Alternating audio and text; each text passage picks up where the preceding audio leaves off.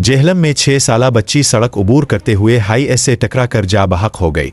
ये अफसोसनाक हादसा जेहलम के इलाके मुजाहिदाबाद में जीटी रोड पर पेश आया, जहां 6 साला फातिमा जीटी रोड क्रॉस करते हुए हाईएस की जद में आकर मौका पर ही जा बहक हो गई। रेस्क्यू ज़राए के मुताबिक ये हादसा इस वक्त पेश आया जब बच्ची सड़क उबूर कर रही थी और तेज़ रफ्तार हाईएस ने इसे टेकर मार दी। हादसे के नतीजे में बच्ची को सर पर शदीद चोटें आई और वो मौका पर ही जान की बाजी हार गई। इत्तला मिलते ही रेस्क्यू 1122 की टीम मौका पर पहुंच गई और बच्ची की लाश को डिस्ट्रिक्ट हेड क्वार्टर अस्पताल जेहलम मुंतकिल कर दिया। जा बहक होने वाली 6 साला बच्ची की शनाख्त फातिमा दुख्तर अवैस महमूद के नाम से हुई है और इसका ताल्लुक जेहलम के शुमाली महल्ले से था। हादसे के बाद हाईएस का ड्राइवर गाड़ी छोड़कर मौका से फरार हो गया, जिसकी तलाश जारी है, जबकि पुलिस ने गाड़ी को अपनी तहवील में ले लिया है।